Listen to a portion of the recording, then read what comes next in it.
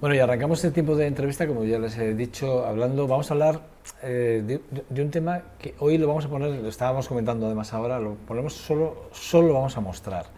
En su profundidad lo vamos a hacer en los próximos meses, porque yo con José Ramón Ariño, al que ya presento y al que le doy las gracias por haber estado aquí desde Bilbao, eh, José Ramón, bueno, antes de nada. Sí, buenos días, Egunon. Es economista y miembro de ATTAC, que ahora vamos a explicar qué es ATTAC, pero decir que es una organización civil independiente que trata de influir democráticamente en las aportaciones, o hace aportaciones, a los movimientos sociales, políticos y sindicatos supongo que de este país en este momento, porque como tal, como organización es mundial, ¿no? Entiendo, Sí, sí, ¿no? mundial. Nació en Francia. En el 98 comentábamos. En el año 98, sí, nació en Francia.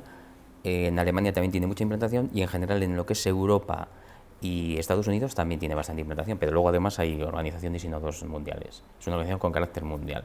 No global, pero sí mundial. No global, pero sí mundial. Nos definimos altermundistas también. Bueno, vamos a hablarles, o él va a hablar y nos va a explicar, a mí también me lo va a explicar, qué va a pasar en el caso de que Europa y Estados Unidos cierren ese acuerdo de liberación de alguna forma de los levantamientos arancelarios, de alguna forma, ¿no? Y, Sí. y tú decías que no es tanto lo que es la liberación de los aranceles, sino de los no arancelarios, ¿no? De alguna forma, ¿no? Sí, efectivamente. Es decir, está en marcha un proceso de negociación, lleva ya año y medio, de un acuerdo comercial, se llama Acuerdo de Comercio e Inversión, entre el bloque, lo que es Estados Unidos y lo que es la Unión Europea. En principio, los acuerdos de libre comercio lo que pretenden es levantar las barreras arancelarias, es decir, que el intercambio de productos y de servicios entre ambos bloques no tenga barreras. Desde el punto de vista, ya sabes que una barrera arancelaria es simplemente un impuesto que se pone a una importación o a una exportación. Pero ya hoy las barreras arancelarias que existen entre ambos bloques económicos son muy poco significativas, con lo cual la supresión de las mismas a efectos de crecimiento económico, de generación de empleo, que es el discurso dominante que se plantea para vender digamos, el acuerdo, es tan ridículo que no merecería la pena. Lo verdaderamente significativo, y los estudios de impacto que han hecho lo recoge específicamente, es la supresión de las barreras no arancelarias. ¿Qué son las barreras no arancelarias? Son aquellas normas de etiquetaje, digamos, la hormonización de las normas generales de comercio y de tratamiento de ciertos productos. En definitiva, para que se entienda bien, estaríamos hablando de homogeneizar entre ambos bloques toda aquella normativa de la que nos hemos dotado en los últimos años. Estamos hablando de cuestiones vinculadas a la soberanía alimentaria, estamos hablando de cuestiones vinculadas al medio ambiente, estamos hablando de cuestiones vinculadas al trabajo, al derecho del trabajo, etc. Hay un ejemplo que tú pones, que he leído, que lo pones en el sombrero, con el tema de los frutos tóxicos, por ejemplo, ¿no? Los controles que se hacen aquí y que no se hacen allá. Quiero que lo verbalices, si puede ser posible. Sí, es una cuestión de principios básicos. Es decir, según el Tratado de Lisboa, que es, digamos, el último tratado que configura lo que es la Unión Europea, se establece que la introducción en el mercado de productos y servicios tiene que responder al principio de cautela o principio de precaución. Esto quiere decir que cuando alguien pone un producto en la calle, tiene que acreditar que ese producto no afecta a la salud de las personas. Mientras que el sistema americano lo hace al revés.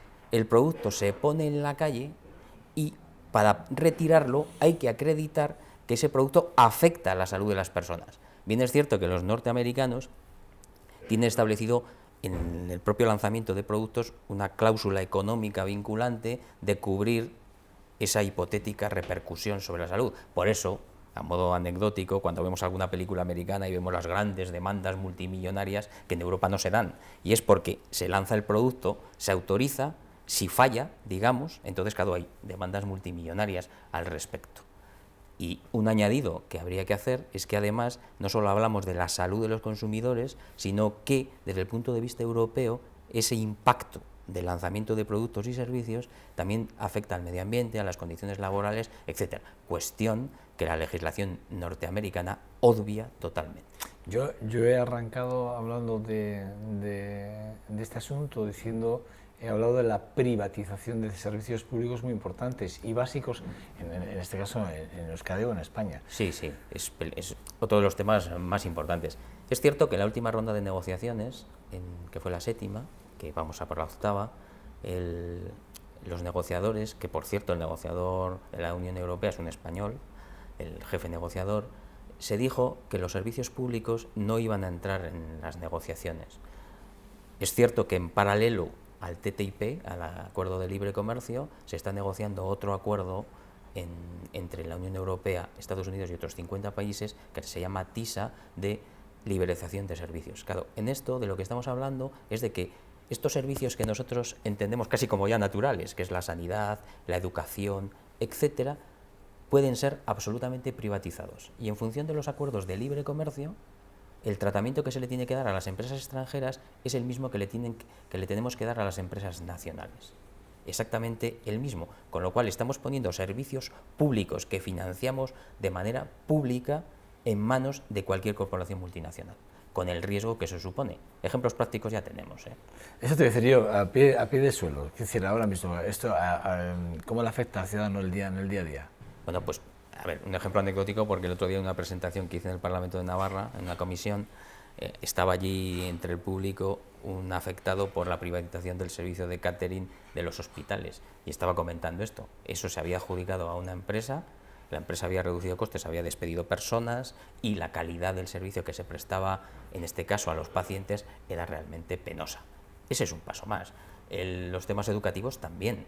O sea, la privatización absolutamente de todo aquello que rodea a nuestro sistema educativo, del que estamos relativamente orgullosos, pues claro, van a entrar grandes empresas con los principios de economía en el peor sentido de la palabra, es decir, de maximización del beneficio, con lo que eso va a afectar a los servicios. Y no hablemos de la sanidad en general, la privatización sistemática de hospitales que se está produciendo. José Ramón, pero esto es, aquí hay dos como, bueno, no hay cómo, es que está Europa y Estados Unidos por un lado, o sea, están los dos bloques.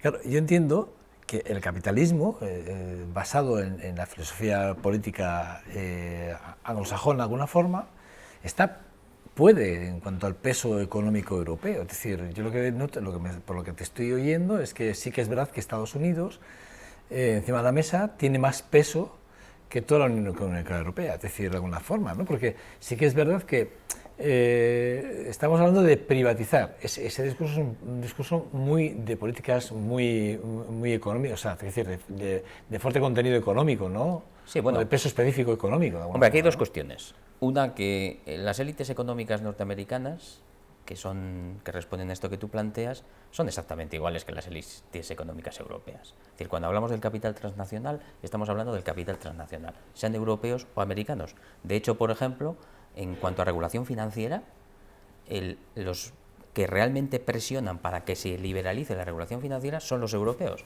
porque la cooperación y los sistemas de control de las finanzas norteamericanas son mucho más fuertes que los europeos, porque a raíz de la crisis del año 2007, de los productos tóxicos, curiosamente la generaron ellos, pero a su vez plantearon una serie de medidas de tipo financiero mucho más potentes que Europa quiere liberalizar.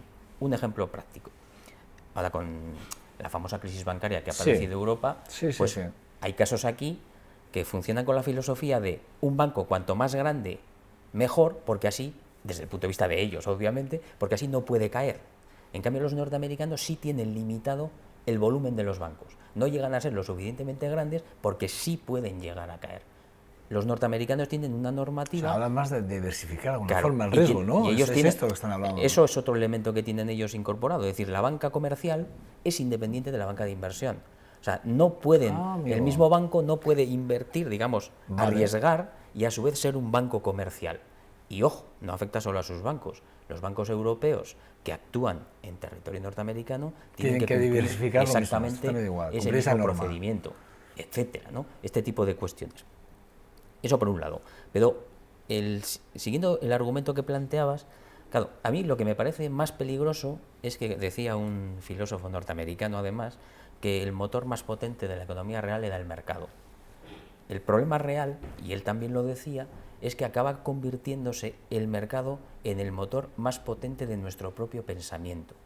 Y eso lo que acaba implicando es que la economía, el mercado, acaba siendo una especie de derecho natural. Tú mismo lo decías. Parece que está por encima del bien y del mal, de las decisiones políticas, de la sociedad. Es como un ente diferente. De hecho, sistemáticamente la prensa pues habla, los mercados dejan, los mercados no dejan. Esto va a afectar a la prima de riesgo porque es que los mercados van a intervenir de no sé qué manera. Es decir, están como por encima del concepto social. Sí. En definitiva, podemos acabar concluyendo que es que los fines privados están por encima de los fines sociales y es tremendo. En el fondo, la filosofía es tremenda. Es que me estás dejando de piedra, es decir, porque en el fondo sí que estamos peleando con unas políticas internas muy sociales, muy de derechos y muy tal, pero resulta que si realmente si abrimos estas partes arancelarias y las no arancelarias, que son también tremendamente importantes, vemos que vamos a vernos perjudicados desde un punto, tú hablabas de la parte económica, la parte social e incluso la laboral. No sé en qué punto estaremos en ese, o sea, en qué va a influir ese tipo de decisiones o de acuerdos. Bueno, aquí dos consideraciones se podrían hacer. Una respecto a la creación de puestos de trabajo, que es el discurso que plantea la Comisión Europea con respecto a la firma del tratado. Un paréntesis, perdona, José Ramón, ¿tiene algo que ver con la decisión de ayer de esa forma de decirle Europa a España que, bueno, la reforma laboral, digo, Sí. ¿tiene algo que ver con esto, con lo que la decisión de ayer de decir que ha apretado demasiado y que los recortes de derechos en España, esos recortes han sido... Bueno, ¿tiene que ver o no? Pues se podría hacer un matiz a lo que dijo ayer la Comisión Europea. La Comisión Europea ayer vino a decir que afectaba especialmente a los contratos laborales, pero también acabó diciendo que como que el verdadero problema había sido la velocidad de ejecución, como que había sido lento. Es decir, porque ya nos salimos un poco del tema, pero no hay que olvidar... pero eso no te salgas, no quiero que te salgas. No, pero solo por centrar. Si tiene que ver mucho... Porque también la firma de los tratados tiene algo que ver con esto. Es decir, a ver, los economistas siempre hemos sido muy buenos explicando lo que ha pasado y muy malos prediciendo el futuro. Eso es una obviedad que se comenta a nivel jocoso, pero es una verdad casi científica. Entonces, el problema que tiene en este momento la economía ortodoxa, que es que son los modelos que está planteando la Unión Europea, es que no acaba de encontrar la salida a la crisis. El paro crece, no hay inflación, qué cosa más curiosa, ¿verdad?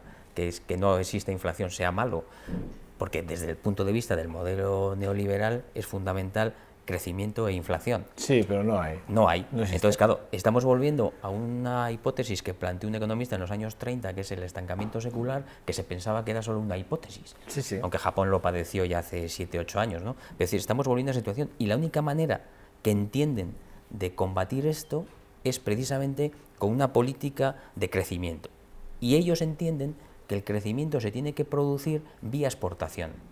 Y para producirlo vía exportación hace falta medidas muy fuertes de ajuste fiscal, que es lo que es las políticas de austeridad y reducción de los salarios nominales, es decir, de la masa salarial. O sea, que sí que estamos en ese camino. Estamos en ese camino. Que sí, claro, que es verdad que el BCE está ejerciendo, digamos, como hilo conductor junto con, entiendo, con el Parlamento Europeo hacia este punto del acuerdo con Estados Unidos.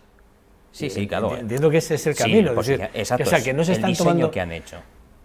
Claro, entonces, vamos a ver, es por entender más allá. O sea, que entiendo que cuando hablamos de que los mercados están marcando unas ciertas pautas en políticas económicas severas y están apretando al grupo, digamos, de la Unión, es porque estamos fijando, digamos, las bases del acuerdo con Estados Unidos. ¿Es esto lo que estamos hablando? Es decir, porque esto está por la puerta de atrás. Esto que tú y yo estamos hablando hoy aquí, yo no sé cuánta gente sabe de esta puerta. Yo creo que muy poquito.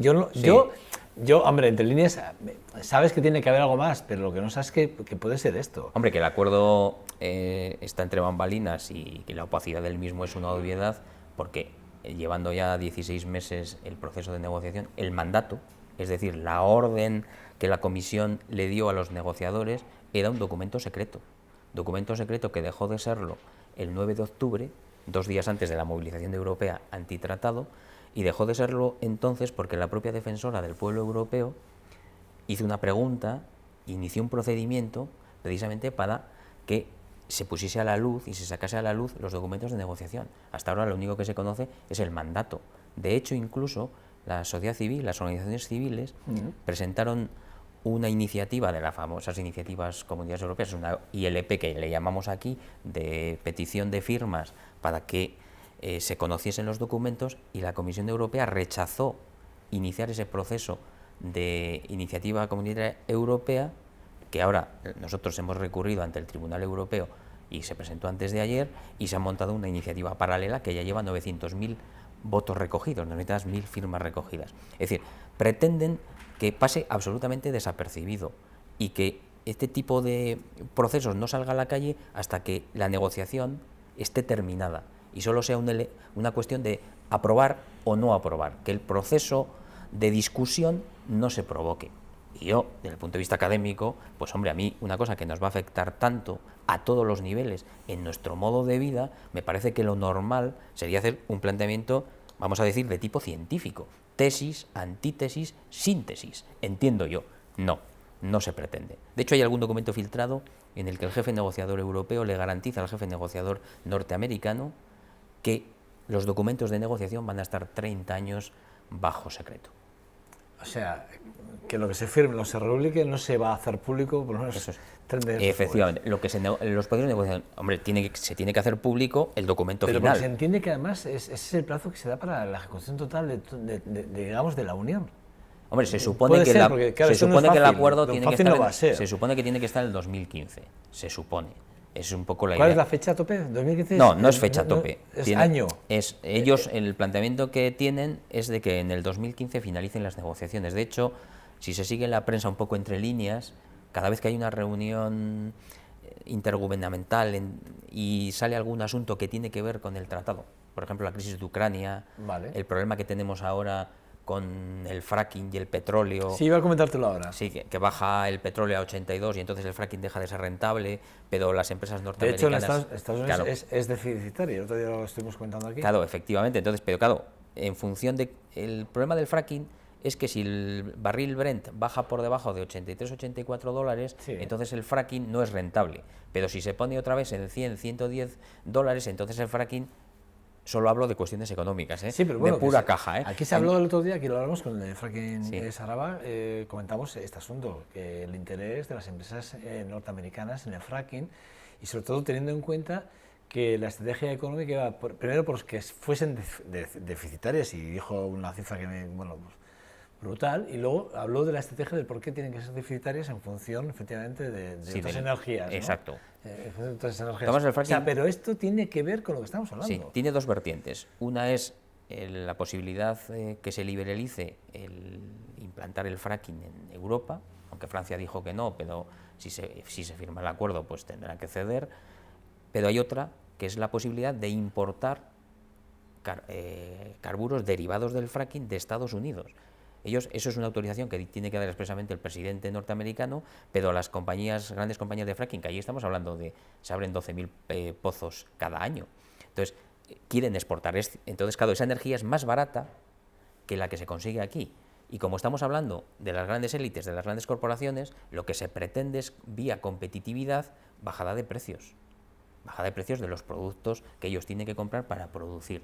Y entonces, en ese sentido, es esta especie de doble planteamiento. Tecnología americana aplicada en Europa e importación que solo padecerían los norteamericanos. Y aquí ya aprovecho la coyuntura para decir que cuando hablamos de Norteamérica, que en general siempre estamos hablando como que lo suyo es mucho más negativo, estamos hablando también de las corporaciones norteamericanas, no de los ciudadanos norteamericanos, que es que a veces parece que es que los americanos, ellos también padecen el fracking, ellos también padecen estas condiciones laborales penosas que tienen, etcétera, etcétera. Es que tú además... en un artículo que tengo aquí, tú cuando hablas de la liberalización, hablas del liberalizar y hablas del acuerdo, hay un momento que hablas y dices, las normas de seguridad alimentarias en Europa son más estrictivas y frenan las importaciones de los alimentos transgénicos, alimentos tratados con pesticidas, hormonas, cloro, etcétera. Exacto. Y dices además, y permite a Europa que ve conocer el fracking en Estados Unidos, que en Estados Unidos no se ve como tal porque se ve como una forma de especulación, que es lo que acabas de comentar.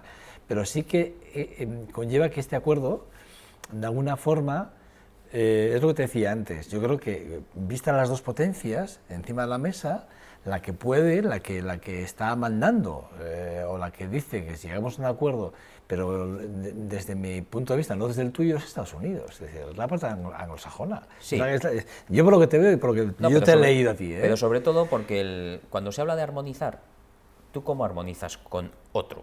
Armonizas siempre al mínimo común denominador. Entonces, en casi todo ese tipo de cuestiones, su mínimo común es el de ellos. Por lo tanto, somos nosotros los que vamos a tener que ceder adaptarnos a ellos, para poder armonizar, obviamente. Eso está claro. En otras cosas no, por ejemplo, la regulación financiera, pero en esto sí, en todo este tipo de cuestiones sí. Y en lo que te refieres al sector agrario, hay otro aspecto significativo, y es que vamos a decir, los intereses especiales de exportación norteamericanos especialmente afectan al área mediterránea, con lo cual precisamente se abriría todavía más la brecha entre los países pobres y los países ricos de la propia Comunidad Económica Europea, porque los más afectados serían, con la liberalización de comercio, los países de la zona mediterránea. Porque claro, estaríamos hablando de importaciones masivas, por ejemplo, de productos agrarios, que son mucho más competitivos, porque ellos tienen granjas gigantescas. Sí, son... Claro, desde el punto de vista... Claro, y esto acabaría afectando, por ejemplo, a esta que aquí concretamente defendemos mucho, que es nuestro modelo de agricultura familiar, nuestro modelo cercano de agricultura. O sea, todo eso podría... Esto se podría ver severamente afectado. Tenemos un ejemplo práctico, que es un tratado que ya lleva en vigor 20 años, que es el de Canadá, Estados Unidos y México, en el que también en los prolegómenos se vendía maravillas, absolutas maravillas, y los datos son objetivos, porque ya se pueden cuantificar, porque ha pasado un tiempo. Estados Unidos, derivado directamente del tratado, ha perdido 1 millón de puestos de trabajo, además de deslocalización de cantidad de industria manufacturera, y México ha perdido 2 millones netos de puestos de trabajo, con un agravante. Y es que de esos 2 millones netos de puestos de trabajo, 7 millones son de agricultura familiar, que se han trasladado esos puestos a 4 de empleo por cuenta ajena temporal. O sea, lo que eso afecta a lo que es la estructura económico-productiva de un país. Conclusión, que mientras que en toda América Latina la reducción de la pobreza ha sido en un 20%, en México, a pesar del tratado, está en un 8%. Increíble. Bueno, el caso es que... Y ese dato es objetivo. Es decir, ya no estamos hablando de especulaciones, es un dato objetivo, está ahí. Ni de análisis de impacto. No, está ahí. José Ramón, no tenemos mucho más tiempo, pero una pregunta.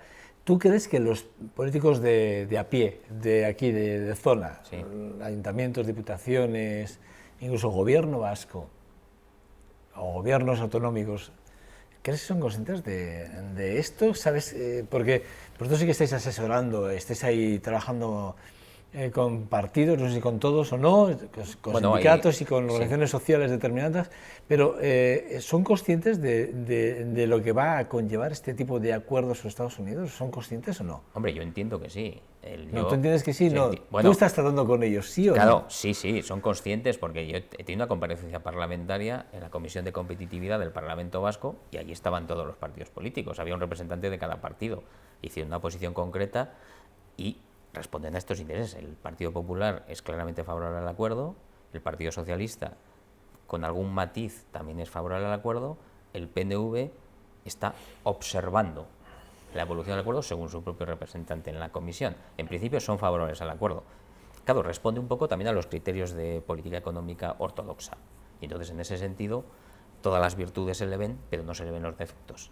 Pero bueno, este es un proceso que tiene que ir avanzando, porque una vez que se apruebe el acuerdo, lo tiene que ratificar la Comisión, eso es fácil, en función de la composición de la misma, lo tiene que ratificar el Parlamento Europeo y lo debieran de tener que ratificar cada Estado miembro. Deberíamos estar atentos, muy atentos a esto. José, yo te voy a invitar. Perfecto. Cada un periodo de tiempo determinado te voy a pedir, por favor, que vengas, y sobre todo te voy a pedir que si tienes tú esa información, que sé que tú la vas a perseguir y vas a estar encima, porque desde vuestra organización internacional estáis muy encima del asunto, sí que te voy a pedir que, por favor, que me lo hagas saber y que te vengas rápidamente. Perfecto. Para que nos lo cuentes. Sí, porque tiene muchas aristas. Pero no me quiero marchar, la tasa Tobin. Sí. ¿Cómo es con el tasa Tobin? ¿Cómo está? Porque sé que ha habido cambios ahí. Nosotros aquí tenemos, además, tenemos una afinidad especial, porque ATAC surgió precisamente con la tasa Tobin. Se quedó hace el 98 por el tema de la tasa. Claro, es el tasa Tobin. Es decir, en definitiva no deja de ser ponerle que se entienda muy fácil, ponerle un pequeño impuesto a las tasas financieras, de tal manera que entonces el coste de la misma impida que se produzca, con la desestabilización que suelen producir estos movimientos grandes de capital. Como tengo poco tiempo, voy a poner una anécdota. Los Estados Unidos se gastaron una cantidad ingente de millones de dólares en poner una línea de fibra óptica entre Chicago y su famosa bolsa intradía y Wall Street. dinero que no invirtió en una autopista que hacía falta, que era mucho más necesaria para los ciudadanos. Entonces, con la tasa Tobin, eso es lo que pretendemos, esa reducción. En un momento, con toda la capacidad de presión que se hizo y que se empezó a ver que era factible y que merecía la pena con todo este tema de la financiarización de la economía, pues 11 países de la Unión Europea aceptaron imponer una tasa Tobin muy limitada. Pero según los últimos movimientos del ECOFIN y en función de la coyuntura, que siempre la aprovechan para bien, para sus intereses, parece ser que todavía se va a descafeinar mucho más y es posible que no llegue ni siquiera a aplicarse. El tratado internacional también, dentro de las medidas de regulación financiera, pretende suprimir, en función de los grupos de presión, la propia tasa Tobin. Londres se opone mucho a ello porque es la gran city financiera de Europa y no le interesa para nada que la tasa Tobin se ponga en vigor. José Ramón Mariño, la verdad es que es un placer, ha sido un verdadero placer y muy instructivo, pero repito, es un tema que a mí sí me preocupa y a mí sí me gustaría tenerte aquí. En cuanto tú me digas, Joseba, perfecto, me gustaría comentar, cuando vosotros queráis. Este espacio es tuyo y me encantaría tenerte aquí siempre que puedas y que nos tengas a todos muy informados de esta situación. La situación que se me antoja sí, es bastante preocupante, sí. Difícil, complicada y sobre todo para el ciudadano a pie bastante dolosa, por Hombre, decirlo de alguna forma. Yo incidiría en un aspecto que para nosotros es fundamental. Es decir, no es tanto la cuestión de mi posición o la posición de otro, sino que las posiciones estén a la luz pública y que luego cada ciudadano tome la decisión que tome o decida lo que decida, pero que se conozca, que es el caso en el que no estamos. Transparencia, efectivamente. Hablando de política, transparencia cero, amigo. Sí, sí, José Ramón, es así. Un abrazo, ¿vale? Cuídate y te espero aquí en este programa en 2.5 Gasteiz cuando tú quieras, ¿vale? De acuerdo, Un abrazo, encantado. José Ramón, gracias. Muy bien.